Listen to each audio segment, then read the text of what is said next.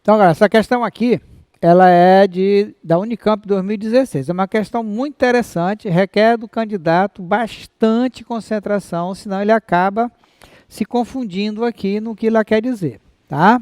Então, diz o seguinte, vamos lá. Tem um gráficozinho aqui do lado para ajudar a gente, tá? A diversidade de plantas tende a ser maior em lugares que não sejam nem tão hostis, nem tão inimigos, digamos assim, né? Nem tão hospitaleiro, nem 8, nem 80. Então ele está dizendo aqui que aqui é o hostil, aqui é o hospitaleiro. Então ele está dizendo que a diversidade tende a ser maior nessa região aqui, intermediária, tá? Entre o hostil e o hospitaleiro. Então, continuando. Ele vai dar explicação agora. Presta bem atenção. Em um ambiente onde faltam recursos, hostil, poucas espécies de plantas sobrevivem. Ora, tem pouco recurso, é óbvio que vai ter poucas plantas sobrevivendo. Mas, lembra da sucessão ecológica? Então, se as condições melhoram, né, o número de espécies tende a aumentar. Ó, aqui tinha pouca espécie, melhorou, tende a aumentar. Tá? Chegou aqui no ápice, tá? Tende a aumentar. Já quando a abundância de nutrientes, a tendência se reverte. O que significa? Começa a cair, ó. Tá? Se reverte. E o ambiente é dominado por poucas espécies. Tem poucas espécies no ambiente hostil e tem poucas espécies no hospitaleiro. No hostil tem pouco recurso e aqui tem abundância de recurso. Poucas espécies que captam recursos de forma mais eficaz. Aqui tem poucas espécies e captam recurso com maior eficiência. O gráfico aqui ao lado mostra a relação entre a biomassa, tá? E a quantidade de espécies, número de espécies de plantas em uma mesma área. Texto e imagem, dê a revista pesquisa, tal, tá certo? Com base no texto, é correto afirmar que, vocês observem que a resposta está aqui no enunciado. A. Espécies mais eficientes na obtenção de recurso prevalecem quando há abundância de recurso. Ora, espécies, quem é que... Aqui ele diz que quem vai captar recursos com maior eficiência? É essas aqui que estão no ambiente com abundância de recursos. Certo? Não precisa nem ler o resto, já está aí a nossa alternativa. Quanto maior a abundância de recursos, maior a diversidade de espécies? Não, diz que diminui. Na alta produção de biomassa indica necessariamente maior diversidade de espécies? Não obrigatoriamente. Ambientes hostis são mais limitantes para a diversidade que ambiente hospitaleiro? Não, olha lá. O hospitaleiro está lá embaixo, pouquíssimas. Tá certo? Então, muito boa essa questão aí. Questão da Unicamp 2019. O acidente radioativo da usina de Chernobyl, na Ucrânia, em 1986, exigiu a evacuação de mais de 100 mil pessoas em um raio de 30 quilômetros. Até hoje, a região é isolada e o acesso público restrito. Pouco tempo após o acidente, muitos estudos indicaram que vários organismos, entre os quais aranhas e insetos, haviam sofrido efeito negativo da radiação. Tinha caído o número desses insetos, aranhas e insetos, né? Aracnídeos e insetos. Porém, estudos recentes, utilizando armadilhas fotográficas e imagens aéreas, mostraram que a cidade fantasma foi ocupada por diversas espécies de plantas e animais, cuja abundância tem aumentado na região. Então, quer dizer que, passado esse tempo, o número de animais e plantas lá na região de Chernobyl, esse raio de 30 quilômetros, aumentou. Assinale a alternativa que fornece uma explicação correta para o fenômeno descrito no texto anterior. A. A radiação diminui a taxa de fotossintética de plantas, porém, a ação de descontaminação do ambiente pelo homem permite o retorno da população de plantas e, portanto, dos organismos que delas se alimentam. Não tem nada a ver a radiação com, não tem nada que comprove que a radiação vai diminuir a taxa de fotossíntese. A radiação aumenta a taxa de mutação e acelera o metabolismo das plantas, favorecendo sua taxa reprodutiva, o que leva ao aumento de sua população e, consequente, da população. Não tem nada a ver com isso, a mutação não é direcionada. A radiação reduz os tumores de animais e plantas, aumentando a taxa de sobrevivência desses seres vivos e, consequentemente, o tamanho de sua população negativo. Também não tem nada a ver com isso aqui. A radiação tem impacto negativo sobre animais e plantas? Tem. Porém, a ausência da atividade humana no ambiente contaminado por radiação favorece o crescimento das populações desse organismo. Claro, não tem mais a ação antrópica, né, nesse ambiente aqui. A tendência é as plantas e os animais começarem a aumentar a população. Então, ficamos aqui, tá? Vamos pegar cada alternativa dessa aqui e vamos detalhar melhor por que elas estão erradas. Mas não agora, tá? FUVEST 2017. Tem questão interessante também de gráfico, né? A figura representa a estrutura de 3 populações de plantas arbóreas, A, B e C, por meio de pirâmides etárias. Plântula, juvenil 1, juvenil 2, adulto 1, adulto 2, senescente. Seria o idoso aqui, né? Planta idosa, tá? E aqui os bebezinhos. O comprimento da barra horizontal, essa aqui, né? Corresponde ao número de indivíduos da população em cada estágio, desde a planta recém-germinada, a plântula, até a senescente, que é a planta idosa. Aí ele vem para a pergunta, presta atenção. A população que apresenta maior risco de extinção, a população que está em equilíbrio, quanto à perda de indivíduos, e a população que está começando a se expandir são respectivamente. Então aqui eu sugiro o quê? Primeiro vamos descobrir a que está em extinção. Será que essa aqui está sendo levada à extinção? Qual é a característica de uma população em extinção? Tem mais jovem do que velhos, senis, tem mais senil do que jovem nascendo. Se está nascendo pouco aqui, ó, certo? E essa aqui está vivendo bastante, mas está diminuindo aqui. E essa aqui está indo gradativamente, né? Tal.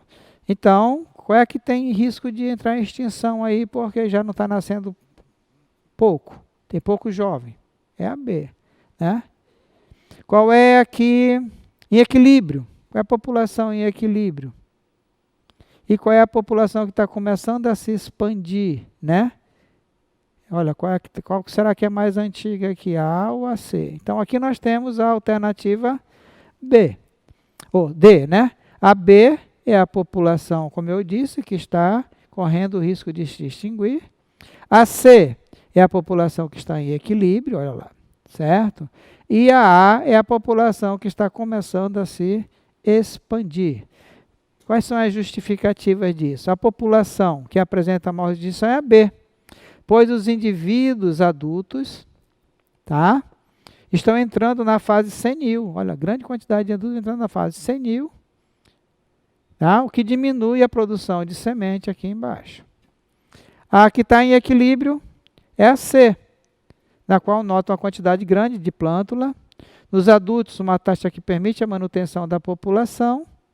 E a A, ela está em início de expansão, uma vez que o número aumentando de plântula demonstra, né, o crescimento dos indivíduos jovens colonizando o ambiente. Ok? Então, outra questão também que é a cara do Enem, porque o Enem gosta muito de gráfico. E questão número 18, minha aqui, né? E a 72 do material de vocês. FUVEST 2019. Interessante essa questão aqui, porque ela vai exigir de você o raciocínio bem lógico. O aquecimento global resulta do seguinte fenômeno.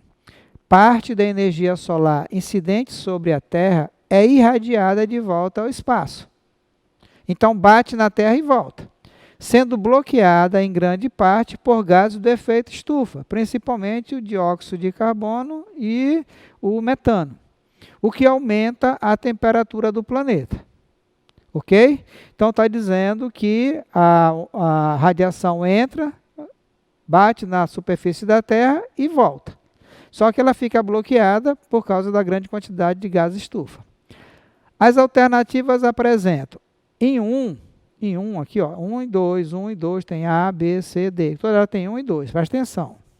O motivo pelo qual os raios solares conseguem penetrar na atmosfera terrestre, mas, ao serem refletidos, são barrados em grande parte pelos gases de efeito estufa. É o motivo. E 2 é a causa. Uma das causas diretas do aumento da concentração dos gases de efeito estufa na atmosfera. Então, a causa, a gente sabe, que é a queima, principalmente de combustível fóssil, e das florestas. Então, destruição de florestas nativas. 2, represamento de rios, não tem nada a ver com efeito estufa. 2, plantio de ave exótica, também não tem nada a ver com estufa. Uso de combustível fóssil, pode ser. E aqui o uso de água, não. Então, já eliminou 3 aqui. Agora, o motivo. Para você entender isso aqui, vai um pouco de física, né? Comprimento de onda, está falando de radiação, tá? Então, o que nós temos aqui?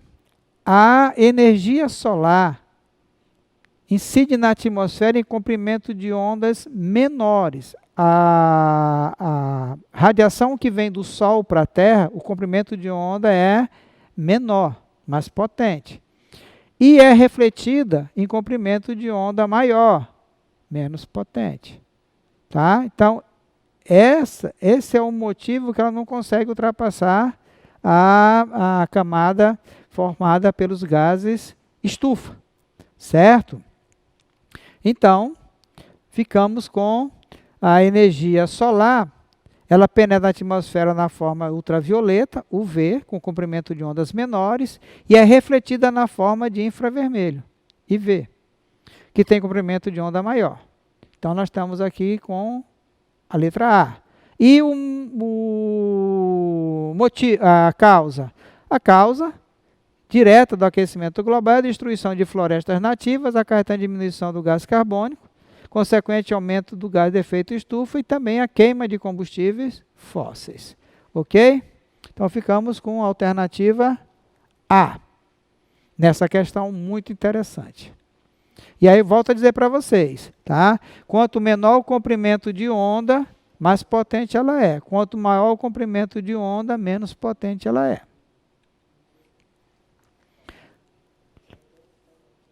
Unesp 2019. Consideram-se arte rupestre as representações feitas sobre rochas pelo homem da pré-história, em que se incluem gravuras e pinturas. Acredita-se que essas pinturas, em que os materiais mais usados são sangue, saliva, argila e excrementos de morcegos, cujo habitat natural são as cavernas, tem cunho ritualístico. Tá? Então, aqui está a pintura aqui, ó. Tá? Todos os materiais utilizados para a pintura citadas no texto são substâncias compostas pura? Claro que não. De origem animal? Argila é de origem animal? Não. Mistura de substâncias compostas? Sangue é composto, saliva é composto, argila é composto, é composto. De origem vegetal? O sangue não é vegetal. Mistura de substâncias simples? Não. Então, aqui, mistura de substâncias compostas. Essa questão poderia estar lá na química, né? Não aqui na biologia, mas veio para a biologia. Tá? Aí na parte de ecologia. Pintura rupestre, cujos pigmentos são compostos por saliva, sangue, argila e excremento seco, são misturas de substâncias compostas. Questão da Unicamp 2019 diz o seguinte: raros são os cientistas que se dedicam a medir um único fenômeno, mas raros ainda são aqueles que alteram o comportamento da humanidade com suas medições. Então, se é raro um cientista pesquisar uma coisa só, e mais raro ainda esse cientista alterar o comportamento da humanidade. O norte-americano Charles Kelly passou a vida medindo a quantidade de gás carbônico existente na atmosfera. Só isso. Demonstrando que a quantidade desse gás está aumentando. Em 1958, muito antes do surgimento dos movimentos ecológicos, Kelly desconfiou de que esse efeito era devido à queima de combustíveis fósseis. Na última década, a hipótese de Kelly foi testada pela análise de bolhas de ar retidas no gelo polar, revelando que a concentração de gás carbônico permaneceu inalterada por milênios, aumentando a partir do século XIX. Então, aqui precisamos também ter noção da história, né? O que aconteceu no século XIX que começou a aumentar a concentração de gás carbônico, né? Os experimentos com as bolhas de ar de gelo polar indicam que a elevação das emissões de CO2 é diretamente proporcional à utilização crescente de petróleo, plantas fossilizadas nos Estados Unidos e na China no século XIX, o que propiciou o desenvolvimento de novos equipamentos tecnológicos e organizações no mundo do trabalho? Tem nada a ver. O combustível fóssil não é de planta de algas. B. Está correlacionada com a utilização crescente de carvão mineral, plantas fossilizadas. Sim. Ninguém começou lá no século XIX usando já petróleo, usou o primeiro carvão mineral, né? Durante a Revolução Industrial, que propiciou o uso de energia a vapor e o desenvolvimento de máquinas, levando à produção em larga escala. Verdade isso aqui. C. Está associado à utilização crescente de petróleo, micro-organismos fossilizados, desde o primórdio da Revolução Industrial. Na Revolução Industrial não usava petróleo, usava carvão. Caracterizado pelo uso de máquinas para a produção em larga escala e novas organizações de trabalho, trabalhistas. Não. É diretamente proporcional à utilização decrescente de biodiesel, micro-organismos fossilizados na Inglaterra durante... Não. Então, nós temos aí a letra relacionada com a utilização, correlacionada com a utilização crescente de carvão mineral, lá no início da Revolução Industrial, né, que propiciou o uso de energia a vapor e o desenvolvimento de máquinas, levando à produção em larga escala. E água doce, o ouro do século XXI, certo? Então dizem que a Terceira Guerra Mundial vai ser pela água, vamos ver. O consumo mundial de água subiu cerca de 6 vezes nas últimas 5 décadas, certo?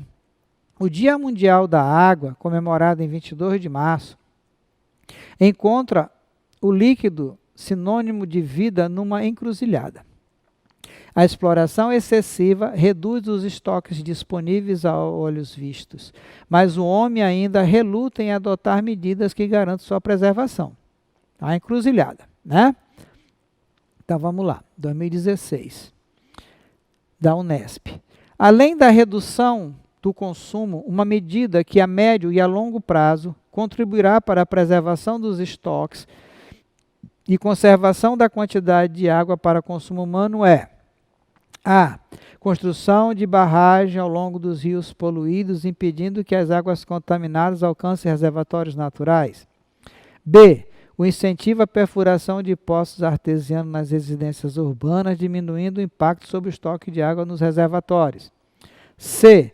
A recomposição de matas nas margens dos rios, matas ciliares e nas áreas de nascente, garantindo o aporte de água para as represas.